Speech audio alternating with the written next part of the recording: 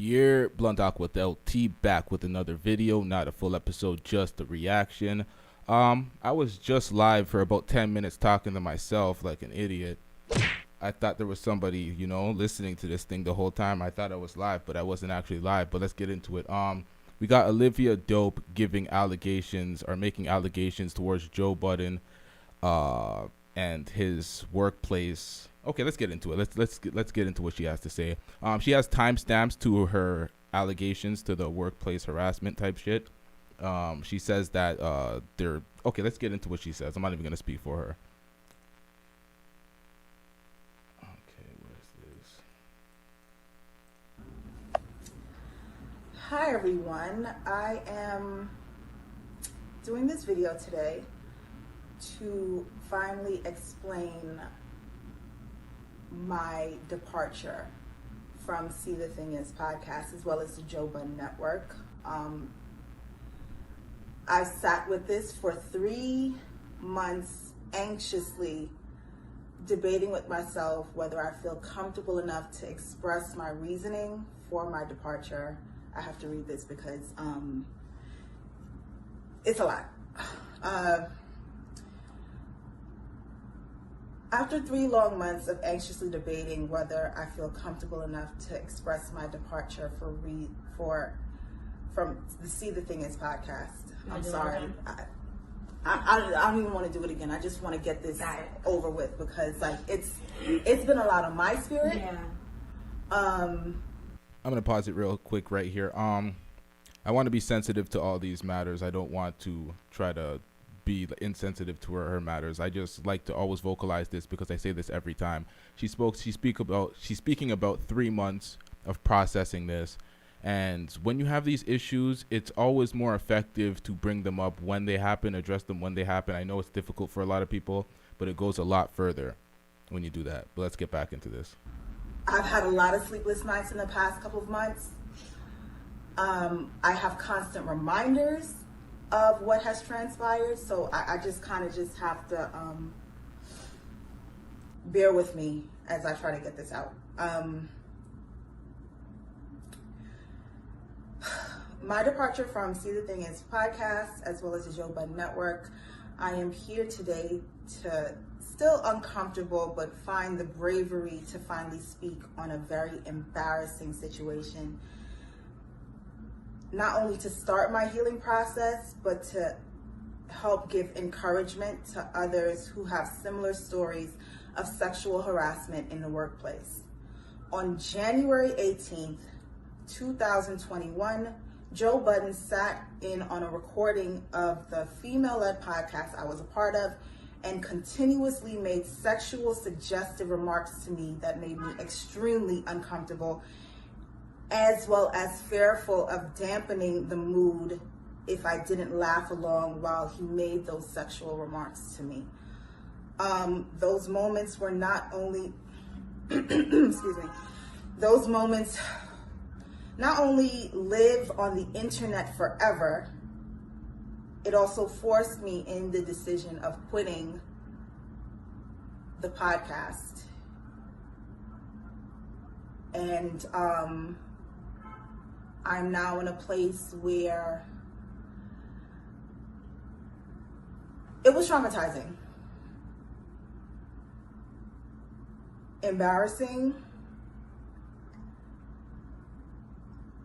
and I've decided that I have to actually speak up because not only was it important for me to walk away from it, it also is important for me to speak up, not only to help heal myself, but also to probably help others in the future and let them know that this probably wouldn't be the best situation for you to enter into.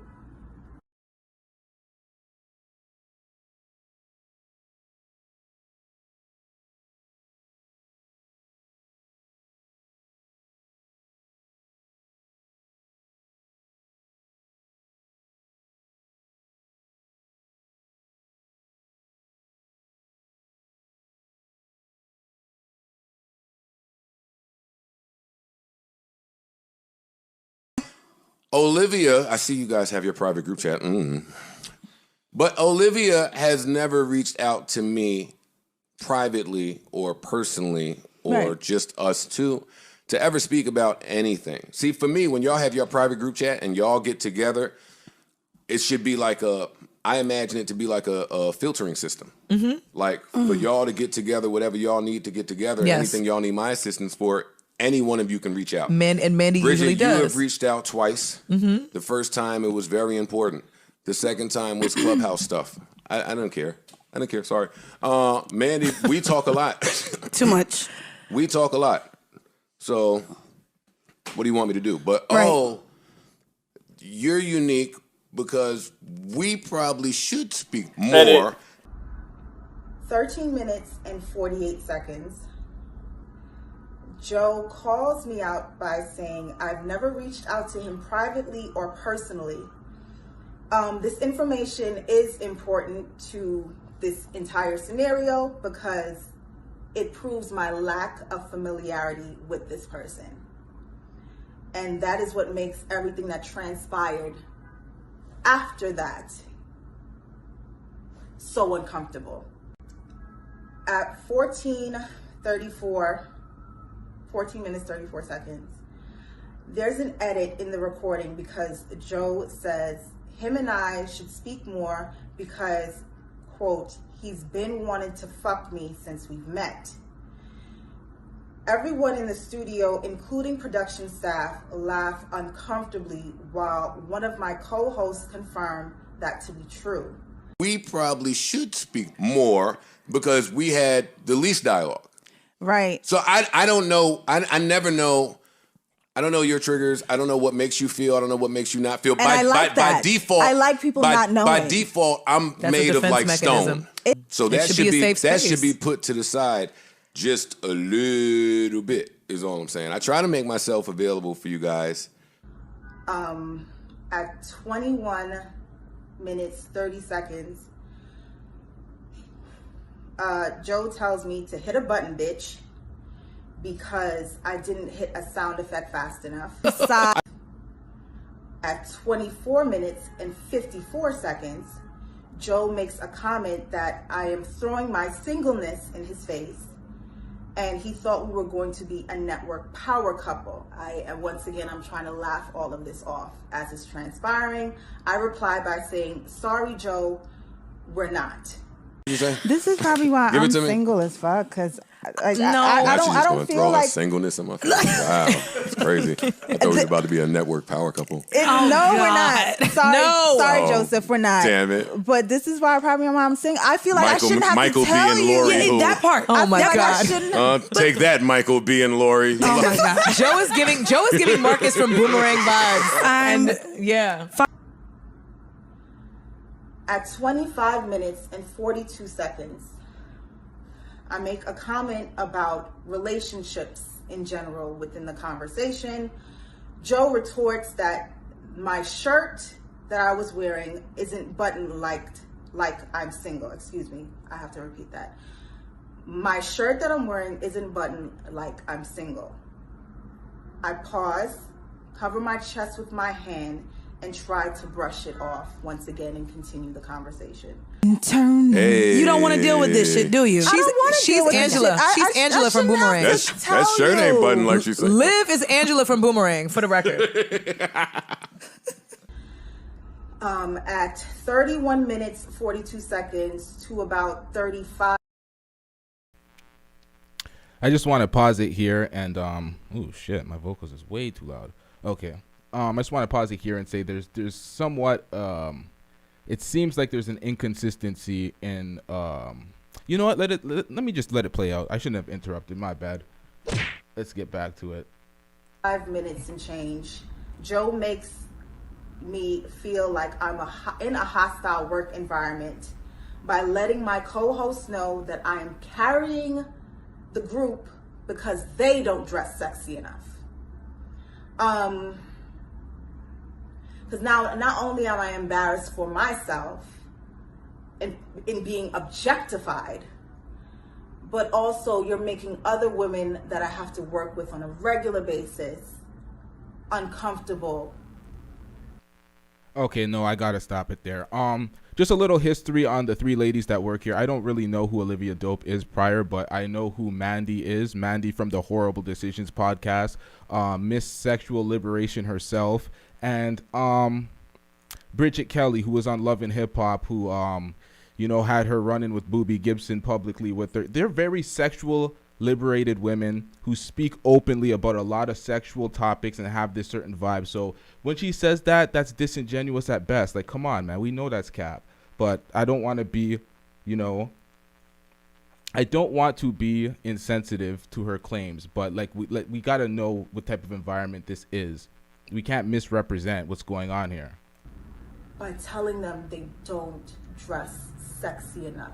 Like I said, this transpired while recording, in front of cameras, and in front of the entire production staff. I both have on our cargo pants today. Right. We're definitely giving Destiny's Child Survivor. But Olivia carries us through you guys' auntie moments. This really? First of all, one day y'all want somebody else to fuck y'all. What we not going to do, I gave titties last week. What we not going to do is called Joe Fresh Goods auntie attire, because Joe Fresh Goods is a black-owned company, and I'm supporting him today by wearing his shit. It's MLK Day. We are buying black, we are wearing black, we are being black, and it's beautiful. Yeah, these are Jordans. All right. Fast forward to 2 hours, 16 minutes, and 3 seconds into the show. Joe returns and he mentions us and just giving us our accolades as we've been doing good thus far. This scene is edited once again because, let me rephrase that. Let me go back. He goes down the line to give everyone their accolades. He starts with Mandy. He goes to Bridget. And then once he gets to me, the scene is edited again because he says, Olivia is unique because I want to fuck Olivia and the fans love her. That scene is edited out. Those words are edited out. But what's left there is me widening my eyes in shock and embarrassment because after he asked if I was okay and he said he would come back to lighten the mood, I didn't think he would once again reference to wanting to have sex with me. At 2 hours, 17 minutes, and 5 seconds in the timestamp, Joe asks if he can give me an on-air hug. My co-host said yes, they insist, and I slowly get up to hug him. Still apprehensive, I give him a hug somewhat of a distance to kind of hug, no pelvis there. It's unbeknownst to me until I actually watch back the episode that he was moving his hips while he was hugging me. We'll see if that happens. I laugh uncomfortably because I don't know what else to do at that point. It's nervous laughter at this point. Everyone else is like kind of chuckling and I sit back down, and at 2 minutes, 17 seconds, and I'm trying to like just get all of this out because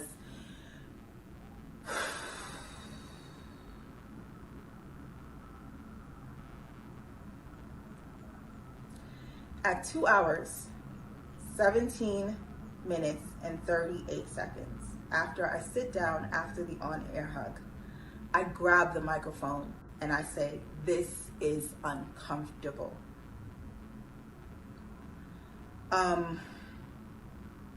That's pretty much the end of the episode that was recorded.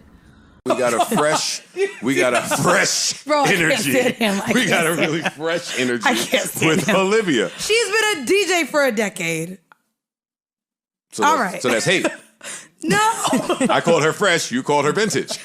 That's hate. You know what? I'm going to get out of here, man. My God. Joe Budden Podcast every Wednesday and Saturday. I know, right? Yeah. No, I mean, again, I do want to thank you because like I said, this is for anyone wanting to come over to Death Row Records, the Joe Budden Network. This has been a great experience. The list is closed. HR is watching closely. Come on. Okay, so we just seen a bunch of clips from the receipts the timestamps that she gave in her whole dialogue. I could play the actual whole unfiltered, unedited, because when she was giving her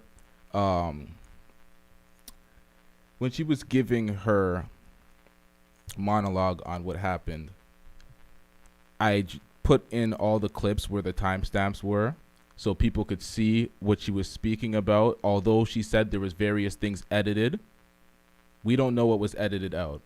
She says that, but the proof is only what we see. We can't see what was edited out. So it's pretty much her word versus whoever, and the witnesses were there. So there's also that, if what she's saying is corroborated by other witnesses. But she seemed very comfortable in the footage.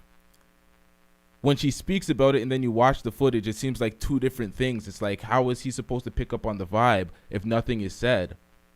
It all seems like friendly banter. And then when you see it on the other side, that's why I showed the other clip with Joe Budden's podcast about how it is when the women kind of overstep that bounds and how men deal with it, opposed to 3 months later coming for the man, trying to jump on the bandwagon of people trying to tear him down. Now, I'm not saying that what she's saying has no validity, because I don't know. I wasn't there. But at the same time, what it appears to be doesn't seem like it's fully adding up to what she said. And then she prepared a whole speech and didn't really have it from the top of her head. So that kind of raised a bunch of eyebrows to a bunch of people. But I'm not here to actually make any judgment. I don't know that she actually filed any type of legal action against Joe Budden. So this is kind of just publicity at this moment. I don't know. I don't know what this is. I don't know what the aim of this is. I know she's trying to like steer people away from working with him. She even said that. But let's get to her full statement. Let's get to her full undisturbed statement, what she speaks on, without putting the clips in with the timestamps, with the receipts. Let's listen to, let me pull this up real quick. I had a moment during the podcast where I was actually speaking and it was dead because I didn't realize my mic was dead. Well, it wasn't dead, but it was off. If you were here catching the live earlier, all I was saying was I was just showing, I went from her actual speech to bring in the clips for her evidence, so we don't have to watch it all the way through and wonder what she's talking about. So I brought the evidence before to show everybody what she was talking about with the timestamps, and then now we can get through her entire speech if you care to. If you don't, then whatever. I have other uploads coming up this evening. We'll be back. Let's go.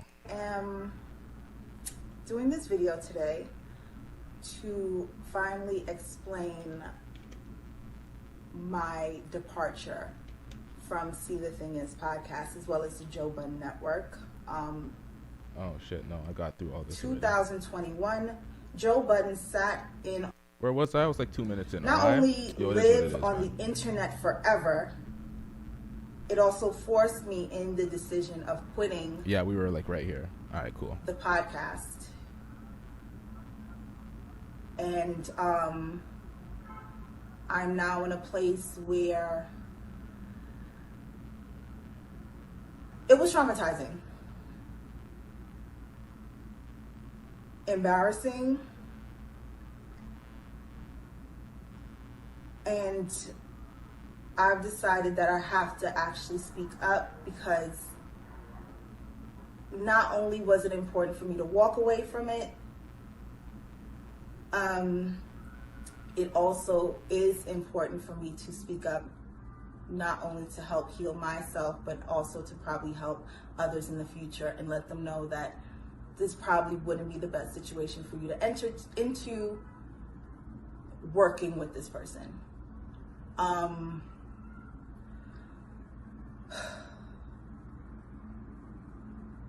sorry, I need a moment.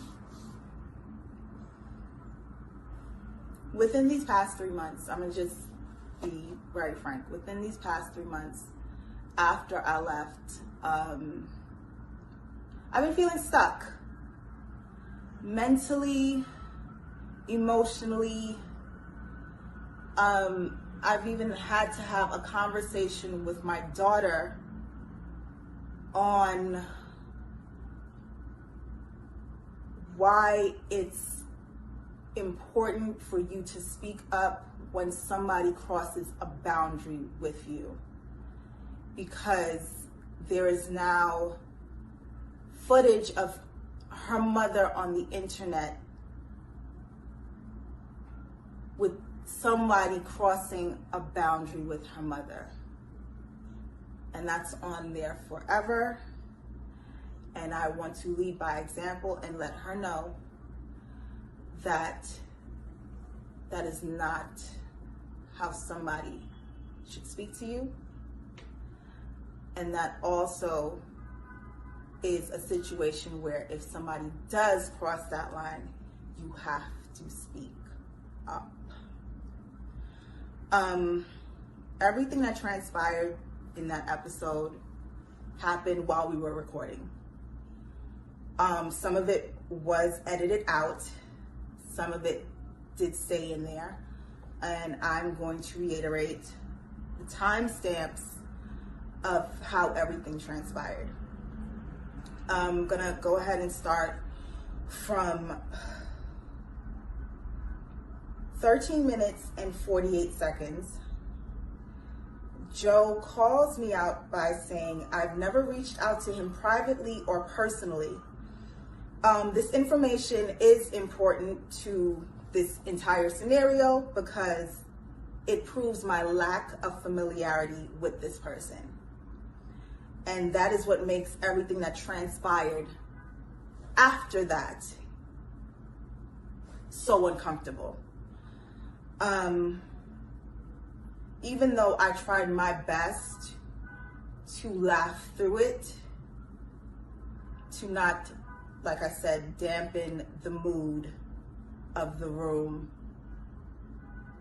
while we were recording.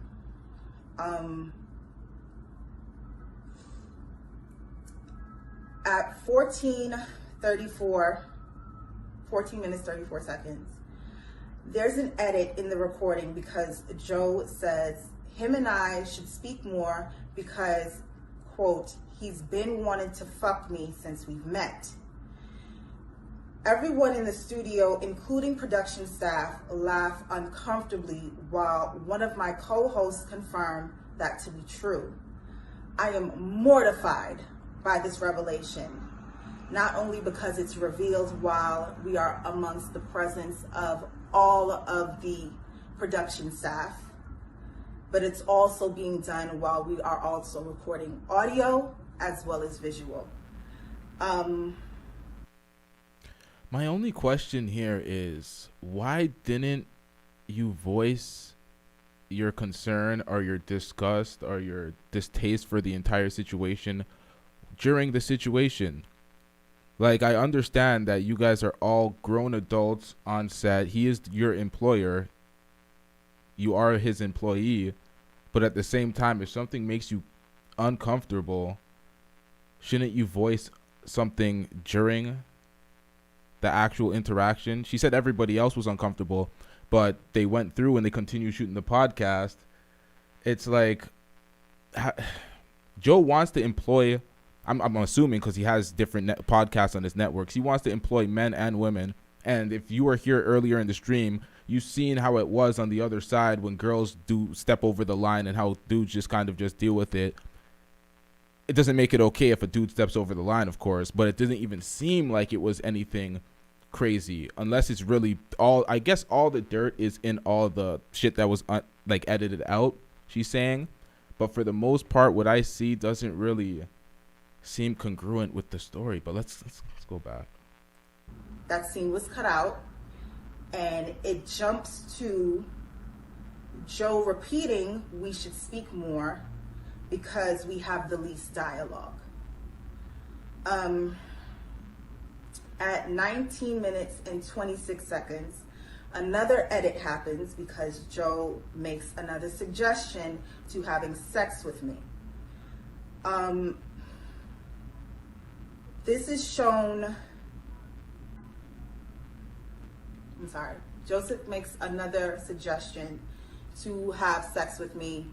That scene is edited out, and what is shown in right after that is me closing my eyes, saying no, and then he says, never mind. At 21 minutes, 30 seconds, Joe tells me to hit a button, bitch, because I didn't hit a sound effect fast enough. At 24 minutes and 54 seconds, Joe makes a comment that I am throwing my singleness in his face, and he thought we were going to be a network power couple. Once again, I'm trying to laugh all of this off. As it's transpiring, I reply by saying, sorry, Joe, we're not. At 25 minutes and 42 seconds, I make a comment about relationships in general within the conversation. Joe retorts that my shirt that I was wearing isn't buttoned like I'm single. Excuse me, I have to repeat that. My shirt that I'm wearing isn't buttoned like I'm single. I pause, cover my chest with my hand, and try to brush it off once again and continue the conversation. At 31 minutes, 42 seconds to about 35 minutes and change, Joe makes me feel like I'm in a hostile work environment by letting my co-host know that I am carrying the group because they don't dress sexy enough. Because now not only am I embarrassed for myself in being objectified, but also you're making other women that I have to work with on a regular basis uncomfortable by telling them they don't dress sexy enough. Like I said, this transpired while recording, in front of cameras, and in front of the entire production staff. So with that, I'm sorry.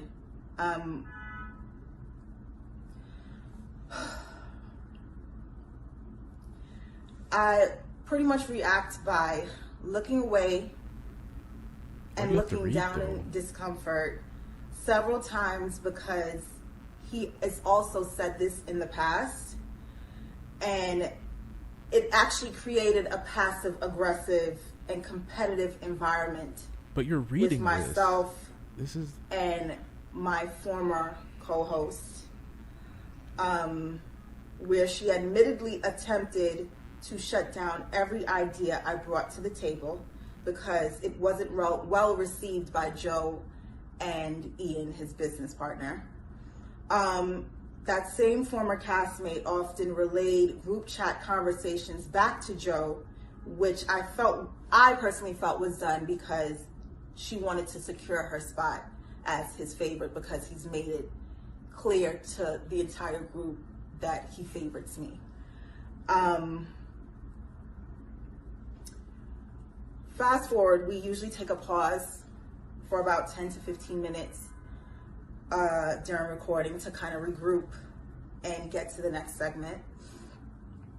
During that break, I leave the studio to go inside of the green room where Joe is sitting there alone. He asked me if I was okay, and I just immediately said yes, to not even try to further any sort of conversation or uncomfortableness. He then tells me he's gonna come back and sit with us and just give an on-air hug to lighten the mood. I say, okay.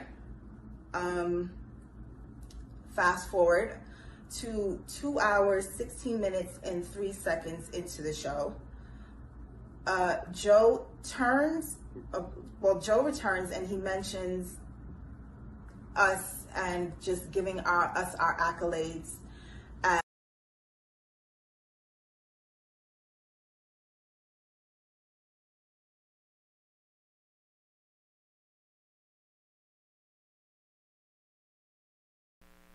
I apologize, my mic wasn't on and I was just going in reading comments. Okay, so Cool Runnings.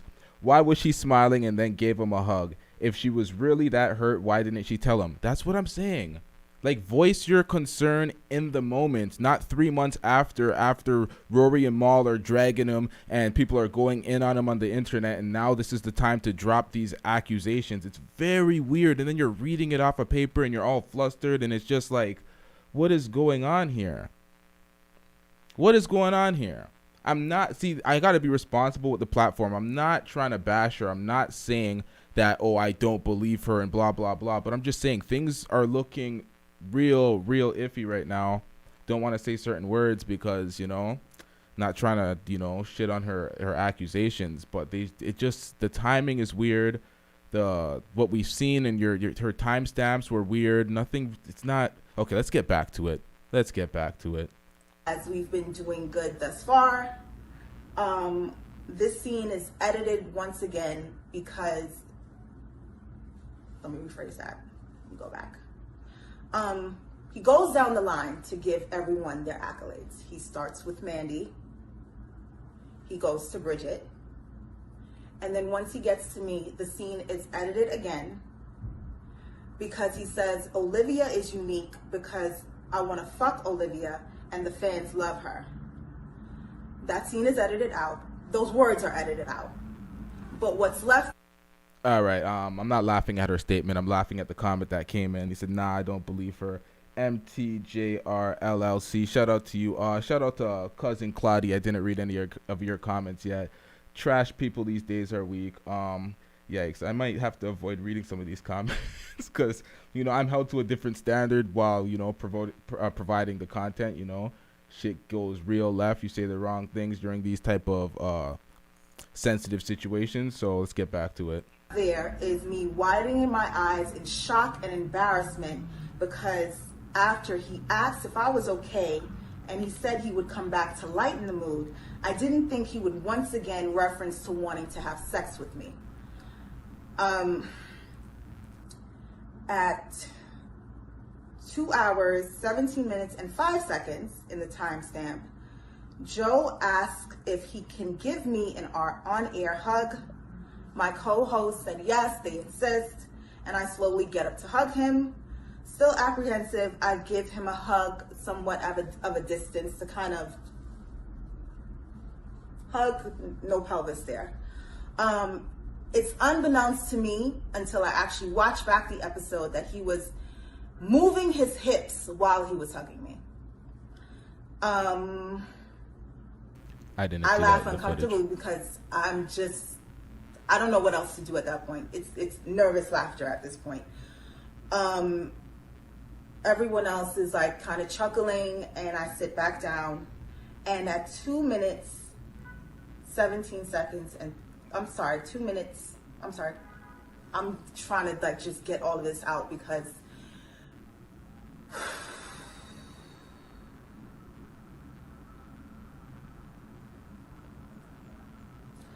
at 2 hours, 17 minutes, and 38 seconds, after I sit down after the on-air hug, I grab the microphone and I say, this is uncomfortable.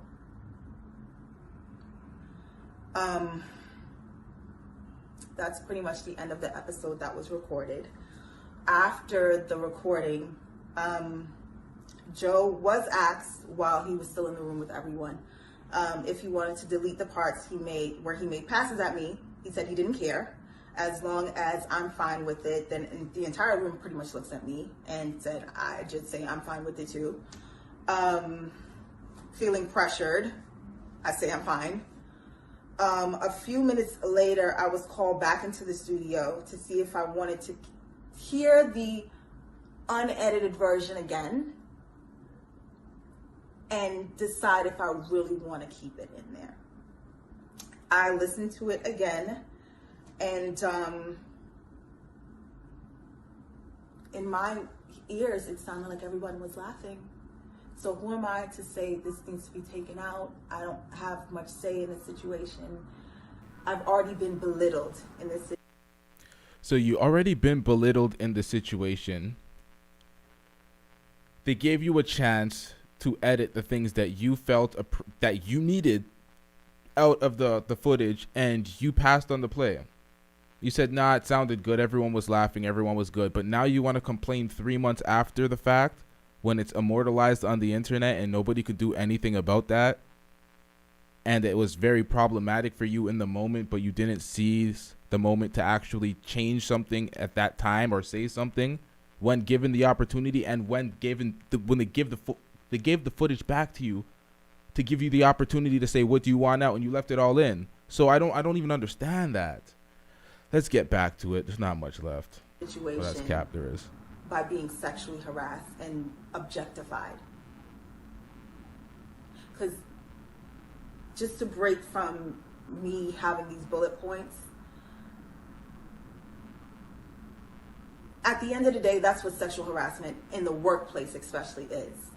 Belittling someone, taking away their dignity in those moments of seeing them less than.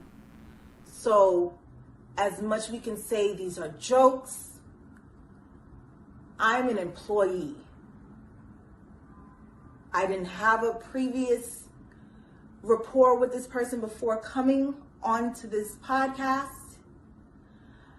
I didn't have any romantic relations with him, nor did I want to at any given point in time in my life.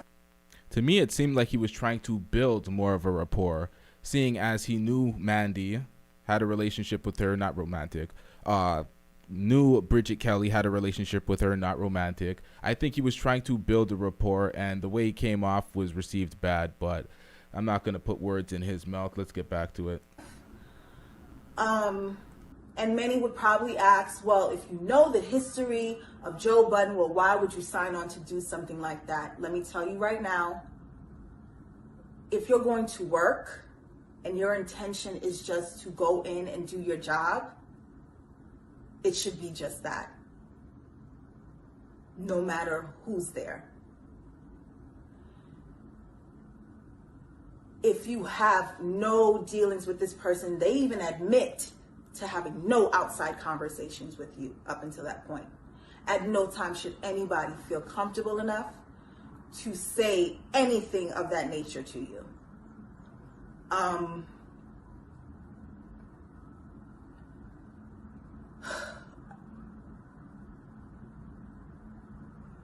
don't wish anything that happened to me in that moment on anyone, because like I said, it was extremely embarrassing. I am mortified that when people search Olivia Dope, the brand that I've spent 10 years at least building, that comes up. I am mortified that after I quit, I had to have a heart-to-heart conversation with the child I gave birth to. I'm sorry, just left this fast. It's New York. It's New York. Yo, I thought that was outside my window. That's crazy. I am mortified that I had to have a conversation with the child that I gave birth to, because she can find it on the internet, her friends can find it on her teachers can find it on the internet, and say, look, that's your mother being belittled and sexually harassed and called a bitch. And I had to explain to her that it's not how someone speaks to you. Whoops. And told her, if someone does do that, you have to speak up. But I didn't myself speak up until this point. So I was being a hypocrite. How can I tell my child, when someone sexually harasses you, you have to tell someone you have to speak up, and I'm not doing the same thing? So that is literally why I'm here today, to speak up for myself, start my healing process, like I said, and continue on with using my voice. There was attempts to intimidate, attempts to silence me. I can't be silenced. I absolutely cannot. After listening to the recording again, Joe wasn't there. I listened to the recording with some of the production staff members. Once again, everyone, chuckles. So I'm like, well, I mean, if everybody's chuckling, just keep that in there. It wasn't until one of my castmates, Mandy, informs me that although the audio sounds funny, I looked uncomfortable. She looked over me and she saw that I was uncomfortable. So she suggested that we shouldn't keep those moments in the episode. And I agreed because I was uncomfortable. So hold on. Wait, what? Which one was it? I thought she said she left it in because it made good content and everyone was laughing, and then she said, wait, what? Okay, let me finish this because I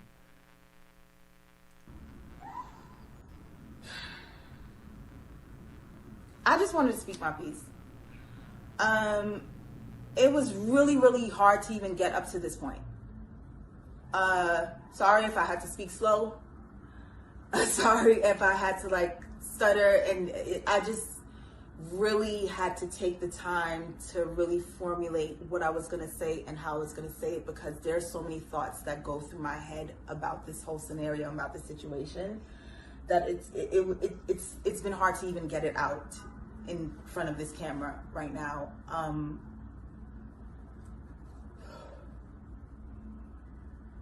At this point in time, I just recommend any woman that thinks about working with this person in any capacity. Really? Please think again. I should have walked into this situation. Should have said something in the moment. Doing a bit more research on how work environments are with him. I should have taken heed to the accusations that have been in the past, even though they are more so in his personal life. Those should have been red flags for me as well. But at the end of the day, regardless of all of that, no one should ever feel comfortable enough to speak the way that person spoke to me. Ever. No one should ever feel comfortable enough to make a workplace environment completely hostile and toxic the way that person did. Okay. She's saying all this, but you allowed it. You consented to it. You laughed. You giggled. You consented to the hug that you were complaining about after. I just don't understand this. Is this like remorse? You regret doing anything for him? So I just don't get what's going on here. And I'm trying to keep it polite, but okay. Let's get back to it. I'll speak after.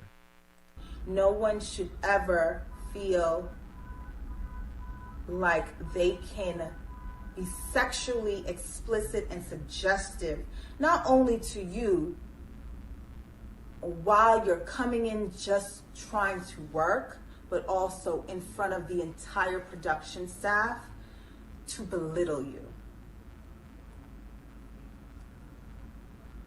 It should never happen. After I left, once I decided to quit, I informed my lawyer. My lawyer got on a phone call with his lawyer and informed his lawyer that these are the reasons why my client is leaving this network. She will not be returning. Once my lawyer informed his lawyer, I then informed my castmates via text, explaining to them that I am not built for the Joe Budden network.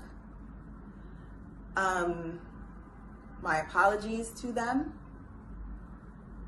but I've prayed on it, I've meditated on it, but this is just not the right fit for me. No one responded in that moment, and I was removed from the group chat. But I did speak to both of them.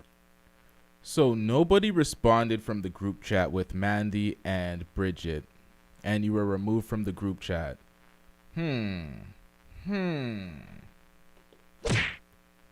Why was that? Let's listen to the rest. A week after. Also, after my departure, Joe then went on his podcast and made this statement. Excuse me, hold on one second.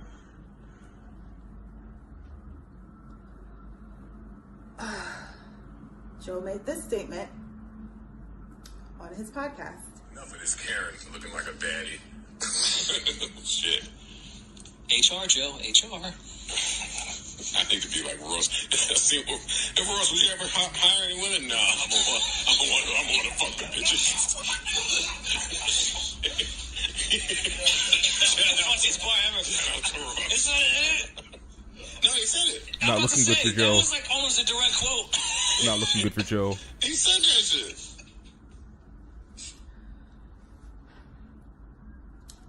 If I hire any women, I'm going to want to fuck them bitches, is what he said after my departure. Hold on, man. This is the Joe Budden podcast. These guys make jokes like this. I don't even understand. Hold on, let her finish. I'm going to let her finish because there's 1 minute left, but come on, man. Come on. What the hell, Joe? From the podcast. I'm saying this situation one time and one time only. I have to just do this to start my healing process, because if I sit and let this fester inside of me any longer, I will not be good. I don't even know what to say at this point. I pretty much said my piece. I'm pretty sure I'm going to take a social media break after this because, yeah, I wish everybody love, peace, and that's it. But I'm going to be doing what I need to do to move on from this situation. And hurry it up. Okay. Yeah, she could have really said that. Someone said the last 20 minutes could have been said in 5. This entire thing could have been said in 2. But, jeez. There's a lot of reaching there, especially the last thing what he said on the podcast. That's guys on their podcast talking about girls. Like, if he said he would fuck you, wow, he's attracted to you. He would smash. I guess it's not really his position to be taken while being the boss, while you're an employee. See, it's murky waters, so he shouldn't. It's a bad position. I don't know why I'm trying to defend this. It is what it is. Should have probably never said that about one of his. Well, actually, no. I'm capping. What? It was after she was fired. He said that. He said that after, or not after she was fired. After she quit. So it's green light. Green light. You could say that if you want. You're not an employee anymore. And he said he would have smashed. Wow. Who cares? But other than that, everything that took place during the thing, I don't understand how it was traumatic for her. I cherry picked that off my comment section. But really and truly, how was that traumatic for her? Yikes, I shouldn't be saying this shit. I'm going to say this shit in the act. I'm not going to say it. Yo, I'm fucking up. I'm going to speak more open about this in the full episode. Various topics to speak on in the full episode, but I don't understand this. I'm not trying to be insensitive to a woman and her claims, but this just doesn't seem consistent with what we've seen on the podcast, or just from what she said to what we've seen. It doesn't add up. It doesn't add up. But there's always the deleted scenes. Always give her that leeway, but really and truly, I don't know, man. I don't know, but we're going to be right back at it. More live streams tonight. Full episode coming out soon. Make sure that you subscribe to the channel. Hit that like button for the algorithm. Get me back up in this bitch. I was at 10,000 and now we ugly out here, but it is what it is. Yeah, we out. Yeah. God damn it. Where's my out?